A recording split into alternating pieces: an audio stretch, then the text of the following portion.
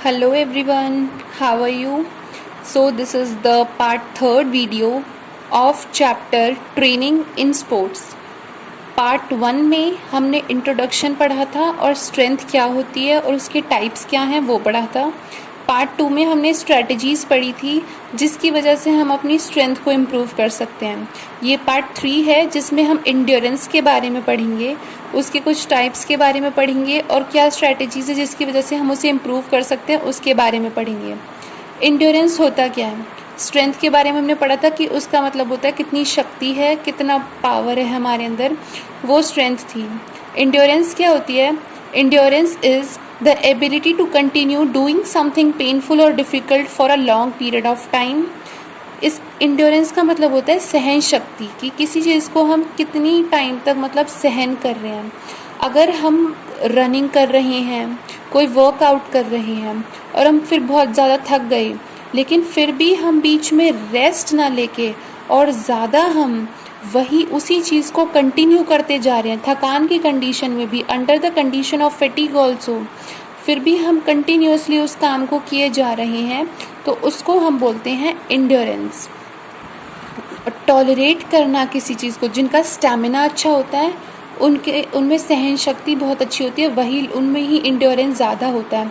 तो ability to resist या फिर अपोज फैटिग की कंडीशन में भी हम उस एक्टिविटी को करे जा रहे हैं, that is known as endurance. अब मैराथन रेसर्स जो होते हैं, इंड्योरेंस का बहुत अच्छा एग्जाम्पल है ये, उनमें सहन शक्ति बहुत ज़्यादा होती है, क्योंकि मैराथन रेस बहुत लंबी होती है ना, थकान की कंडीशन में भी वो भागते रहते हैं जीतने के लिए, तो उनमें इंड्योरेंस बहुत अच्छा होता है। और उस इंड्योरेंस को अच्छा करने के लिए उससे पहले वो बहुत ज़्यादा ट्रेनिंग भी करते हैं। It directly develop strength and speed. अब अगर इंड्योरेंस हमारा अच्छा है तो उसकी वजह से जो हमारी स्ट्रेंथ है वो भी, और जो हमारी स्पीड है वो भी बहुत अच्छे से डेवलप होती है। जो मिडल रनर्स होते हैं या फिर बहुत लंबी जो रेस में भागते हैं, उनके लिए इंड्योरेंस होना बहुत ज़्यादा इम्पॉर्टेंट है। और बहुत जो बड़ी बड़ी गेम्स होती हैं जैसे फुटबॉल हो गई, बास्केटबॉल हो गई, उनके लिए भी इंड्योरेंस होना बहुत ज़रूरी है। फिर आता है हमारा types of endurance according to duration of activity, कि टाइप्स ऑफ ड्यूरेशन मतलब टाइप्स ऑफ इंड्योरेंस किस तरीके के हैं ड्यूरेशन के हिसाब से। अगर हम देखें, सबसे पहले आता है स्पीड इंड्योरेंस। स्पीड इंड्योरेंस क्या है? इसमें एक इंसान के अंदर एबिलिटी रहती है कि वो थक गया फिर भी वो एक्टिविटी कर रहा है। ये कितने तक रहता है? 45 सेकेंड्स के अप टू तक ही रहती है ये, कि कोई एक्टिविटी 45 सेकेंड की ही है, और उसी पीरियड के दौरान अगर वो बहुत ज़्यादा थक जाता है तो उस कंडीशन में तब भी वो भागे जा रहा है या फिर उस एक्टिविटी को करे जा रहा है। अब जैसे 400 मीटर की स्प्रिंट हो गई, वो बहुत सूटेबल एग्जाम्पल है इस स्पीड इंड्योरेंस के लिए, कि उसे 400 मीटर में बिल्कुल सूट भागना है बिल्कुल, तो वो 45 सेकेंड्स की से कम में ही बहुत ज़्यादा थकान उसे महसूस होने लगेगी, लेकिन उसके बाद भी वो भागेगा उस अपनी 400 मीटर की रेस को कंप्लीट करने के लिए, तो उसमें स्पीड इंड्योरेंस आ जाता है। इसमें पावर की ज़्यादा ज़रूरत होती है और कैपेसिटी ऑफ एनर्जी प्रोडक्शन ज़्यादा होता है इसमें। नेक्स्ट आता है हमारा short term endurance. Short term endurance क्यों ज़रूरी रहता है? जो भी स्पोर्ट्स एक्टिविटी 45 सेकेंड से लेके 2 मिनट तक के बीच की रहती हैं, उनके लिए शॉर्ट टर्म इंड्योरेंस की ज़रूरत होती है, कि अगर हम कोई भी एक्टिविटी जो 45 सेकेंड से 2 मिनट के बीच की एक्टिविटी है और उसमें हमें थकान बहुत ज़्यादा हो रही है, लेकिन फिर भी हम उस एक्टिविटी को कंटिन्यू कर रहे हैं, तो उसके लिए हमें शॉर्ट टर्म इंड्योरेंस की ज़रूरत होती है। ठीक है, इंड्योरेंस चाहिए, जैसे कि हमें 8 मीटर की कोई रेस है तो उसके लिए हमारे अंदर शॉर्ट टर्म इंड्योरेंस होना चाहिए। उसके बाद मिडिल टर्म इंड्योरेंस आ जाता है, तो मिडिल टर्म इंड्योरेंस में क्या हो गया, 2 मिनट से लेके 11 मिनट की कोई एक्टिविटी है, अगर टाइम लर्न करना है हमें उसमें 400 मीटर की थी और 45 सेकेंड्स का टाइम था। जो ये वाला है उसमें 800 मीटर की रेस है, जो उसके लिए 2 मिनट का टाइम है, 45 सेकेंड से लेके 2 मिनट तक का टाइम है। मिडिल टर्म इंड्योरेंस जो है उसमें 2 मिनट से लेके 11 मिनट तक की जो भी एक्टिविटी है उसको करने बिना थके हमें वो एक्टिविटी करनी है, उसके लिए हमें मिडिल टर्म इंड्योरेंस की ज़रूरत होती है, जैसे कि 1500 मीटर की रेस हो गई, तो ये एग्जाम्पल हो गया मिडिल टर्म इंड्योरेंस का। फिर फोर्थ आ जाती है हमारी लॉन्ग टर्म इंड्योरेंस। अब लॉन्ग टर्म इंड्योरेंस कैसे होगी? जैसे 5000 मीटर, 10,000 मीटर की, या तो क्रॉस कंट्री वो रनिंग जो हो जाती है, या फिर मैराथन रेसेस जो होती हैं, उनमें हमें लॉन्ग टर्म इंड्योरेंस की ज़रूरत होती है कि 11 मिनट से भी ज़्यादा का टाइम जब हो जाता है तो उसके लिए हमें लॉन्ग टर्म इंड्योरेंस की ज़रूरत होती है। जब बहुत बड़ी बड़ी रेसेस होती है, मैराथन जैसे हो गई या फिर क्रॉस कंट्री जो हो गई, ठीक है, तो उसमें हमें लॉन्ग टर्म इंड्योरेंस की ज़रूरत होती है। अब आता है मेथड्स टू डेवलप इंड्योरेंस। अब हम इंड्योरेंस को कैसे डेवलप कर सकते हैं? जैसे हमने स्ट्रेंथ को डेवलप करने की बोली थी, ऐसे ही हम इंड्योरेंस को कैसे डेवलप कर सकते हैं? तो उसके लिए 3 ट्रेनिंग मेथड हैं, continuous training method, interval training method और फार्टलेट ट्रेनिंग मेथड। ये 3 मेथड्स हैं। कंटिन्यूअस ट्रेनिंग मेथड क्या है? ये बेस्ट मेथड है जिसकी वजह से हम अपने इंड्योरेंस को इम्प्रूव कर सकते हैं। कंटिन्यूअस मतलब बीच में बिना ब्रेक लिए हम कोई भी एक्सरसाइज वर्कआउट कर रहे हैं या फिर रनिंग कर रहे हैं, तो वो हमारा कंटिन्यूअस ट्रेनिंग मेथड होता है जिसमें हम बीच में बिल्कुल भी ब्रेक नहीं ले रहे, लॉन्ग ड्यूरेशन के लिए कर रहे हैं विदाउट एनी ब्रेक।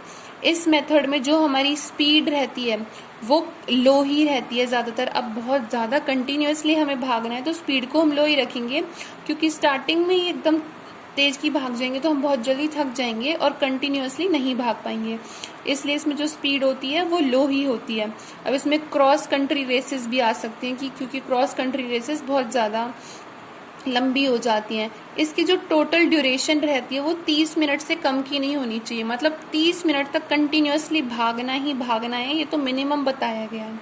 इससे कम होनी ही नहीं चाहिए, उससे ज़्यादा हो सकती है पर कम नहीं हो सकती। जो एंड्योरेंस की एबिलिटी है, अब वो उनके अपने हिसाब से है कि भाई वो कितनी देर तक भाग रहे हैं। जिस इंसान के अंदर जितना ज़्यादा एंड्योरेंस होगा वो उतने ज़्यादा टाइम तक भागते रहेंगे। 30 मिनट से ज़्यादा भी भाग लेगा, कोई 45 मिनट भाग लेगा, 50 मिनट भाग लेगा बिना रुके, वो एंड्योरेंस पे डिपेंड करता है। इसके एडवांटेजेस क्या है? इसकी वजह से जो ग्लूकोजन लेवल है मसल्स में और लिवर में वो इंक्रीज होता है, हार्ट रेट और जो हमारा हार्ट है, लंग्स है, उनकी एफिशिएंसी बढ़ती है, हमारे अंदर सेल्फ कॉन्फिडेंट आता है और सेल्फ डिसिप्लिन बनता है हमारे अंदर। इसमें कोई भी रेस्ट नहीं मिलता बीच में। उसके बाद आता है इंटरवल ट्रेनिंग मेथड। तो इंटरवल को देख के ही जान जाओ कि बीच में मिलता है हमें ब्रेक, बीच में ब्रेक एंड रेस्ट मिल जाता है। इसको भी बेस्ट मेथड बताया गया है इंड्योरेंस को डेवलप करने में। जैसे भागे फिर रुक गए, फिर भागे फिर रुक गए, तो बीच बीच में ब्रेक लेते रहते हैं इसमें। मतलब जो भी इंसान भाग रहा है उसे बीच में रिकवरी पीरियड मिलता है, उसकी एफिशिएंसी का अकॉर्डिंग होता है। वो अब रिकवरी पीरियड कितने टाइम का ले रहा है वो उसके एफिशिएंसी के अकॉर्डिंग है। अब थर्ड वन आता है हमारा फार्टलेट ट्रेनिंग मेथड। फार्टलेट ट्रेनिंग मेथड क्या है? इसमें जो भी एथलीट है या जो भी रनिंग करेगा, वो जो भी वर्कआउट करेगा, वो बिल्कुल फ्री रहता है। वो अपनी मर्जी है उसकी कि मतलब नेचुरल रिसोर्सेज को एक तो वो यूज़ करता है। उसे ये नहीं कि एक पर्टिकुलर ट्रैक बनाना है उसके लिए तभी वो भागेगा, नहीं, वो कोई भी नेचुरल ट्रैक को यूज़ कर लेगा। या तो वो हिली एरिया में चला जाएगा, माउंटेन एरिया में चला जाएगा, या फिर कोई कच्चा पक्का रोड बन रहा है वहाँ चला जाएगा, वो उसकी खुद की मर्जी है। अब वो फ्री है कि उसे अपनी स्पीड फास्ट रखनी है या स्लो रखनी है। उस पर किसी का दबाव नहीं होगा कि नहीं तुम्हें अपना जो स्पीड है वो फास्ट रखनी है या फिर स्लो ही रखनी है। वो अपनी मर्जी से अपने पाथ को चूज कर सकता है, या तो वो छोटा रास्ता भी अपना सकता है या फिर वो बड़ा रास्ता भी अपना सकता है। वो उसकी अपनी खुद की मर्जी है।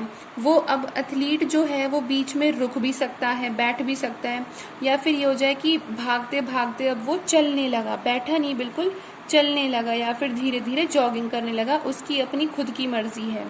But it is important that athlete should reach the finishing point. लेकिन ये उसके लिए ज़रूरी है कि भाई उसे फिनिशिंग पॉइंट तक ज़रूर पहुंचना है। और मतलब इसमें ज़्यादा से ज़्यादा टाइम उसे तो दिया जाता ही है, बट 45 मिनट्स के अंदर उसे कंप्लीट करनी ही होती है, ठीक है। उसके बाद क्या होता है, इसमें जो कंटिन्यूअस ट्रेनिंग मेथड है और इंटरवल ट्रेनिंग मेथड है उसका ये मर्ज होता है, मतलब मिक्स सा होता है उसका ये।